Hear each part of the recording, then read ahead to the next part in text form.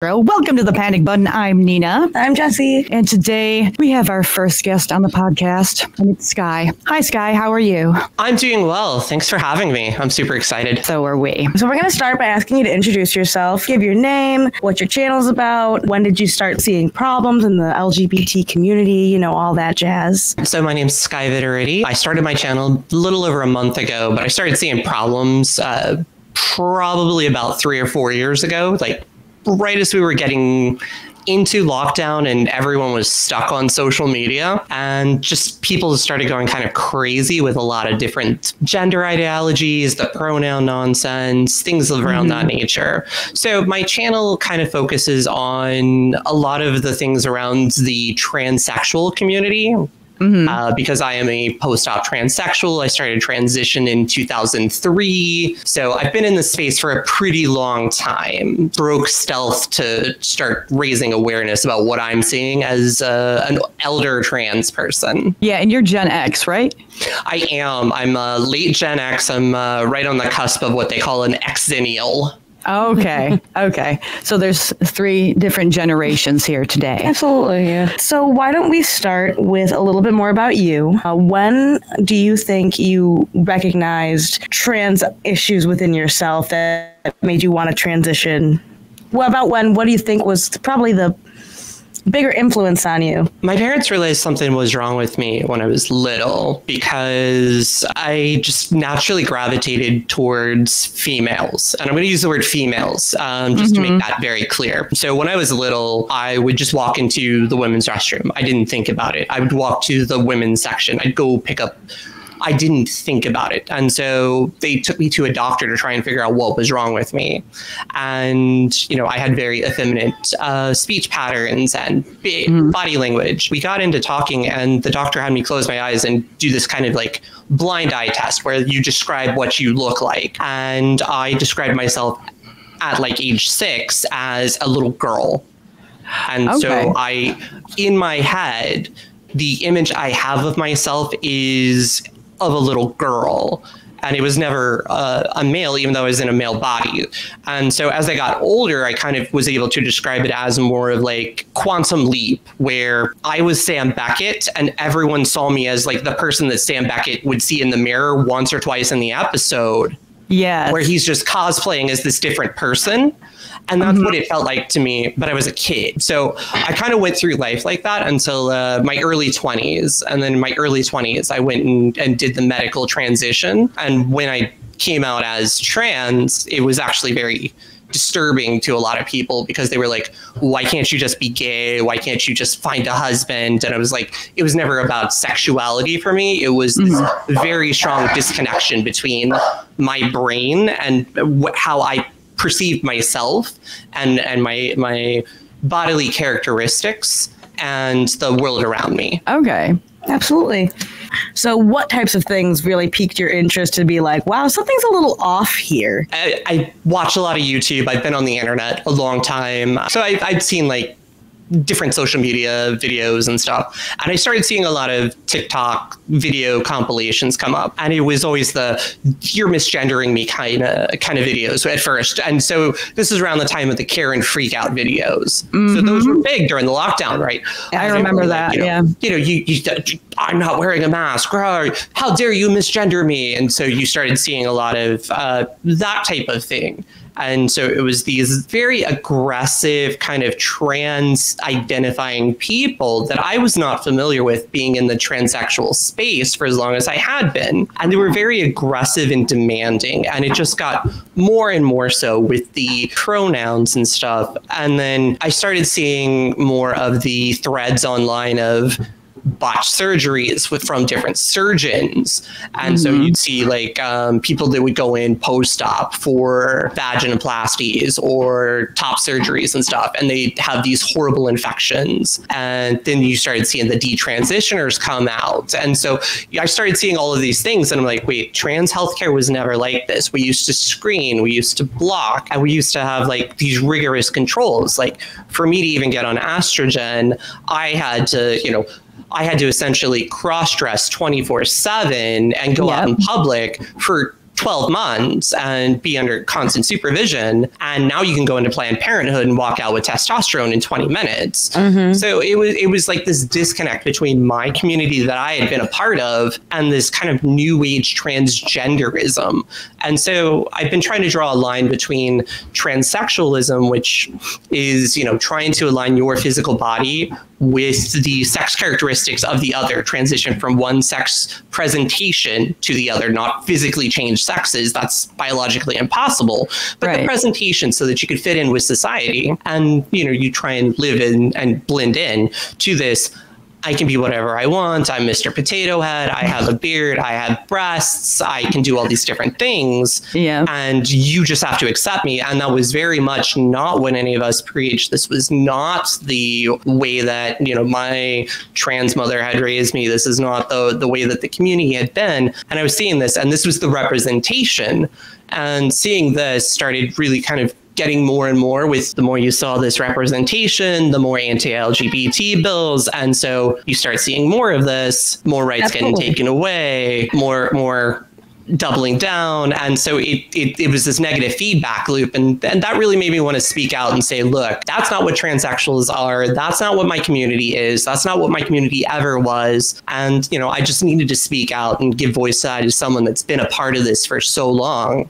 Right. Because there used to be a system in place. I remember in 2006, a friend of mine went through transition from female to male, and there was a system in place. She had to go through the social transition for a year, I believe, before she could even get on T. So, and I called her a her instead of a he because I only knew her as her.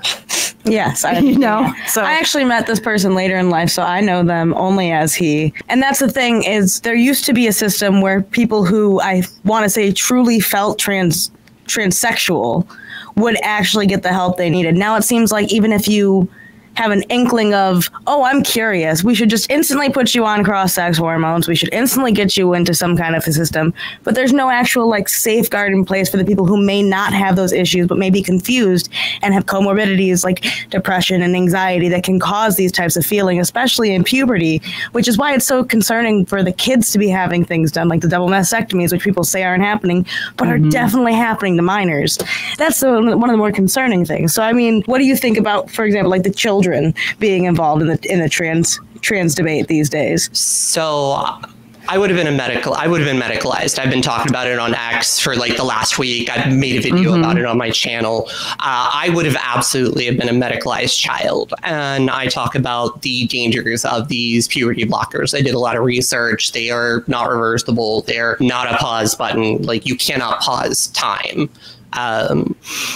They cause bone damage. They were designed for prostate cancer. These were designed for adult men. The studies that were done on them were done using adults. The children that were done with precocious puberty, the follow-up period was only a couple of years. And now a lot of those children are my age and older, and they're suing because they have osteoporosis. They're having broken hips and hip fractures.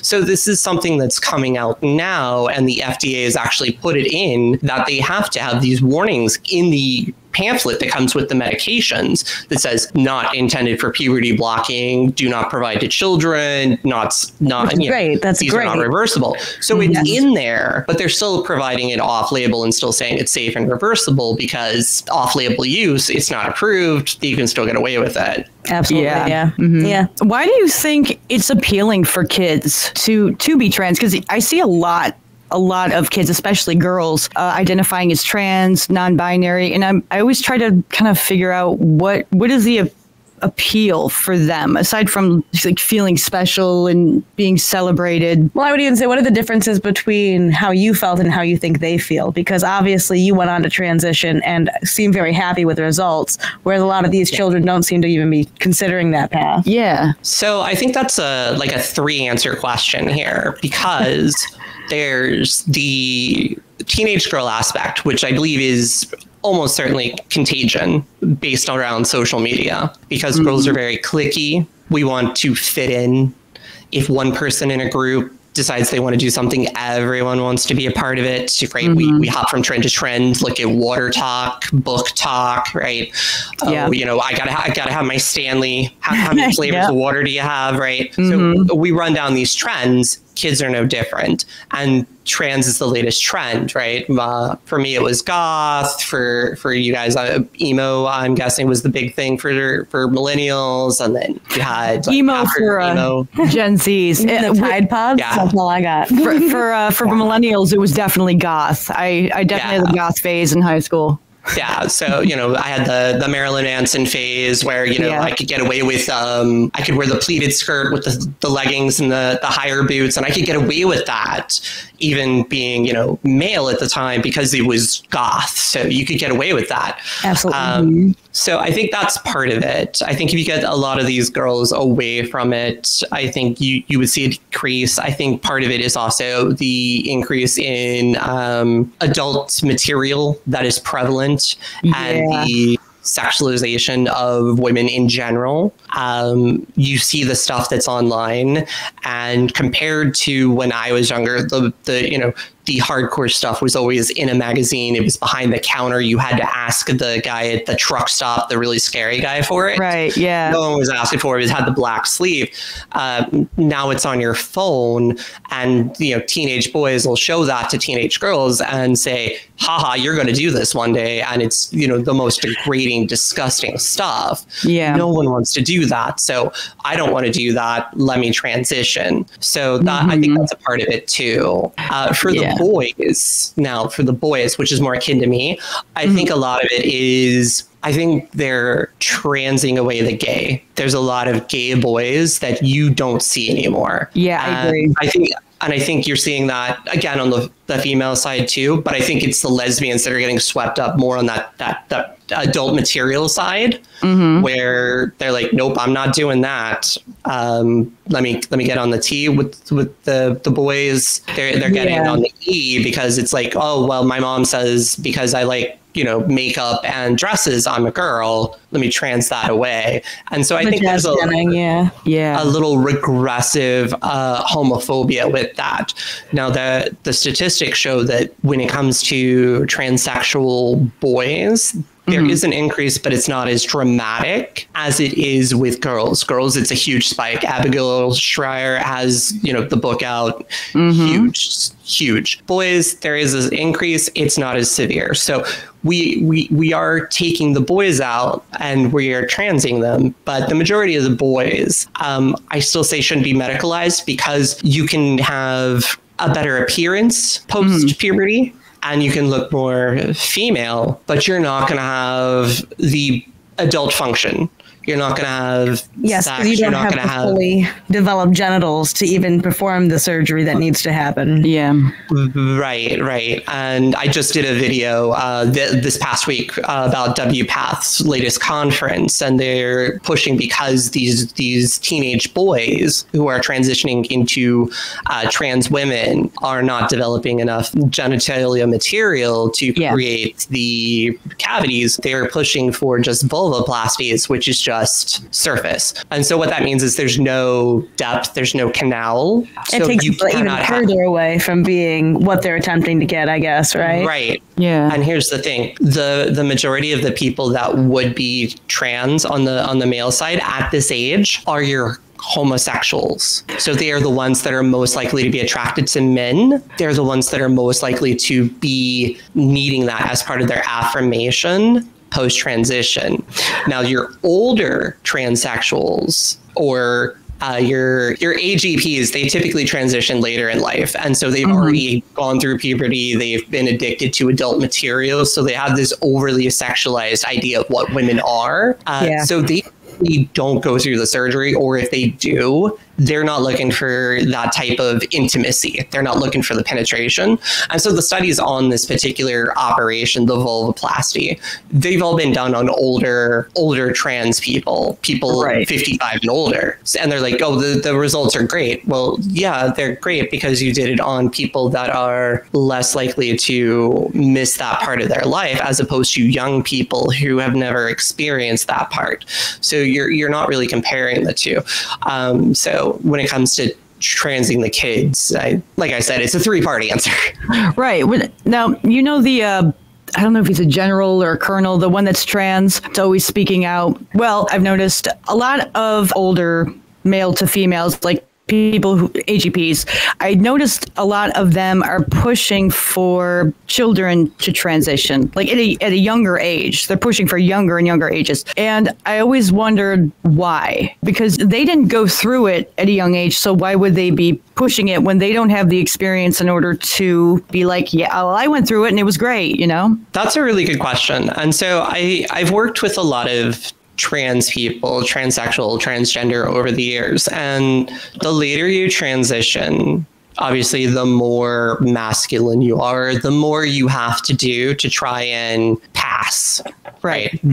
Passing is very important in the trans community for transsexuals because it's a safety thing.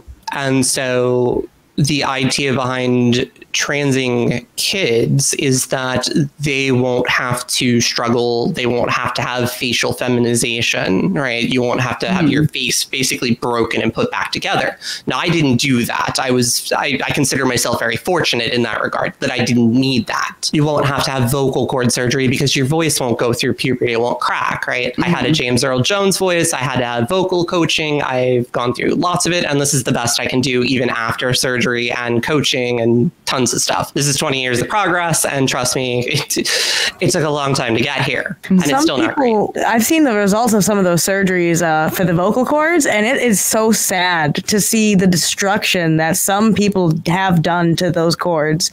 So I've always said, why don't they just get vocal training? It would make so much more sense. It would be way less damaging. So props to you, because I think that's the smartest idea, and both versus paying $10,000 to have your cords ripped out. No, I did both. So I did do both.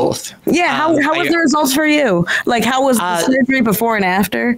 So before, I did have a very deep James Earl Jones voice. So I went to a surgeon. The surgeon was in Rochester, so I guess not terribly far from you guys. No, not about an hour. So drove up there, had the surgery. Surgery took about an hour and a half. I could not talk. I wasn't supposed to clear my throat or anything for a month after. I followed all the instructions. I did everything to a T. And it took about 6 months afterwards of working my vocal cords back into a range. But considering where I started to where I'm at now, I'm actually pretty happy because, you know... like you don't have nearly as damage as some of the other individuals. I heard a lot of horror stories. Yes, so when people say, do your research to me, it's one of the most frustrating things because I do my research. Absolutely. Like the surgeon I went to, like, I disagree with on a lot of, like the surgeon I went for my... GRS, gender reassignment surgery. I went to Dr. Bowers. I don't agree with Dr. Bowers on a lot of things that she said publicly, but she is a very gifted surgeon. She did my surgery. Right. Yeah. So she did a fantastic job. No complaints, no concerns. Everything functions the way that I expected. It looks great. I'm happy. Absolutely. Congratulations. Surgery. It sounds great. Like I said, yeah, absolutely. But these are things that, you know, Dr. Rachel Levine, that's who you're thinking of. Yes, thank you. Dr. Admiral Rachel Levine, Health and Human Services. And they were at the, I think they were at the Academy American. They were at a convention this week where a bunch of detransitioners got kicked out. Yeah, a lesbian got arrested. Yeah. I saw that. Crazy. But yeah, they don't want people to go through that because broad shoulders, right? So that's the idea. But there's a trade-off. And the problem is they're not telling the kids the trade-off. And so that's my concern. The biggest thing is, you know, if that's the road you're going to go down and you're saying children. So I don't think we should be giving teeth to young girls. But if we're going to say young boys, we're going to pause the puberty so that you can have an easier time blending in, because that is different. And there is a little nuance there. Young boys, if you're going to do this, this is what you're giving up. Parents, this is what you're giving up, right? Let's have these conversations, but we're not having these conversations within the trans community. It's verboten. Really, you get shot. You get screamed at if you even bring that up. And why? What are they trying to... Because it seems like they're trying to hide something by lashing out so harshly when it comes to just speaking out about facts when it comes to transitioning. It's a really good question, and I wish I knew the answer. I kind of get told off a lot when I bring these questions up. Mm-hmm. I get it from both sides. Because I try and be nuanced. So the side that is the trans rights activists, the TRAs, they come at me and they're like, they're going to come for your rights. How dare you be on their side? You're attacking the surgery. This is the only healthcare we have. And then the rights like, this should all be banned. How dare you support this? You're a freak for having this done. And I'm like, I can't win. Because really what I'm saying is, look, if we're going to do this, right, can we talk about this objectively? Can we look at evidence, right? Can we look at what's really happening? If we're going to put our children, which are our future, these trans kids are going to turn into trans adults. These trans adults are going to have trans health issues. Those trans health issues are important, and they're going to have these things. If you put a child on these medications, there's a chance they will detransition. There needs to be healthcare in place. And I'm of the opinion that detransition healthcare is trans healthcare. Oh, absolutely. That's not a position of the trans community as a whole. If you detrans, the detransition, if you detransition, once you say you're out. Yeah, done.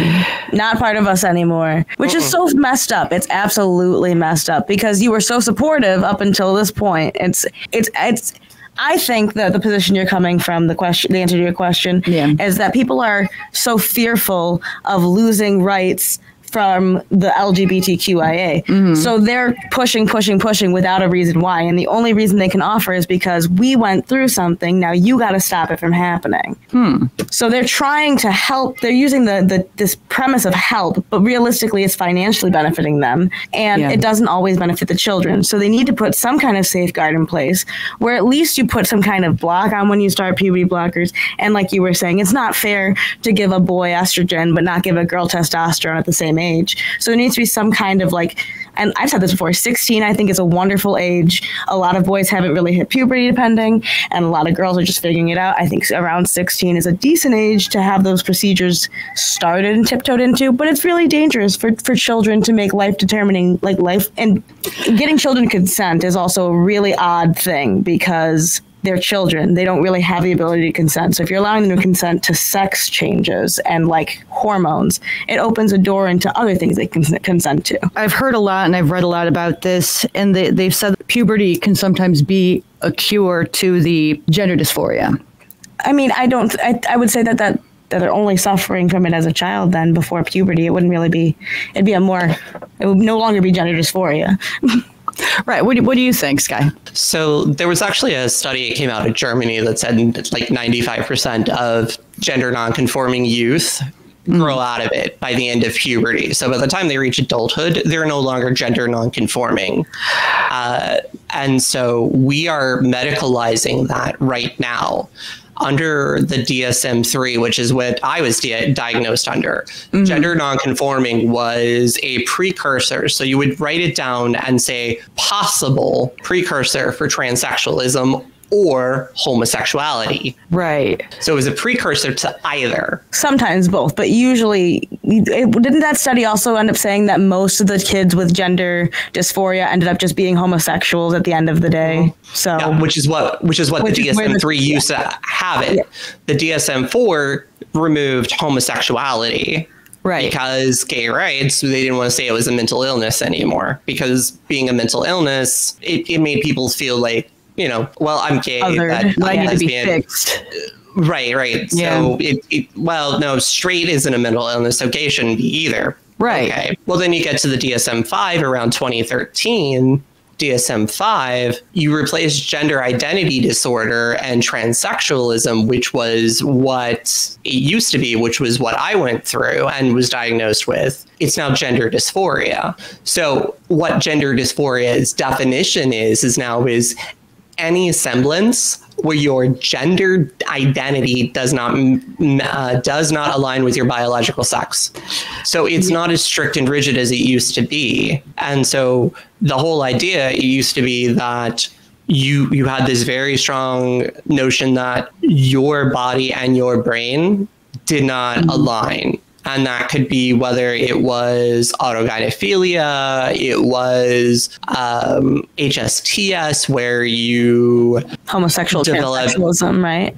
Right. Homosexual, transsexual, where you create a gender identity based around your homosexuality to make it easier for you to subsist in society, where you create this gender identity. And then there was a third type, which was body dysmorphia, which is akin to what I had, which was where your brain physically had a mental image of yourself. Because if you close your eyes, you have a picture of what you look like, and you probably see yourself younger and thinner. Most people do. You'll see yourself younger and thinner, maybe a little more attractive, but it's still you. You can identify you. If you showed that to someone else, they would say it was you. If I drew a picture of myself as a child and showed it to someone and compared it to a picture of what I really looked like, you would not think it was the same person. But if I took a picture of myself that I drew as a child and presented to myself now, they would be closer aligned.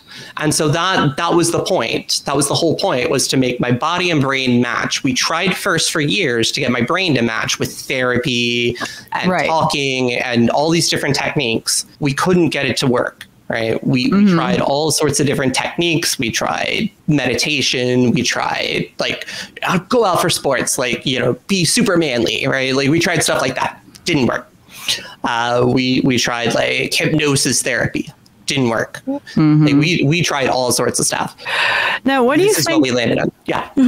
Why do you think that the activist wanted to remove transsexualism or transgenderism as a mental disorder, mental illness, however you call it? Why do you think they wanted to remove that from the DSM-5 or the DSM-4, whichever one it was? DSM-5? Yeah. I wish I knew the answer. I really don't know. I think there's a financial profit motive behind it, because with it being a mental health issue, you have to go through a mental health gatekeeper. If you remove that mental health stigma, you can open the gateway to things like informed consent, where you can just come in, say, I understand, and then walk out with the pills, and you don't have to go through all the gatekeeping. And it allows you to buy.